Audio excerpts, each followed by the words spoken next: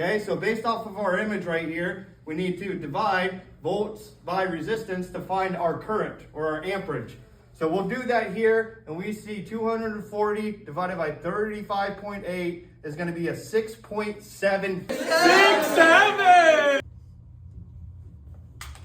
It's set at 68, so we're going to go ahead and set this down to 67. 6.7!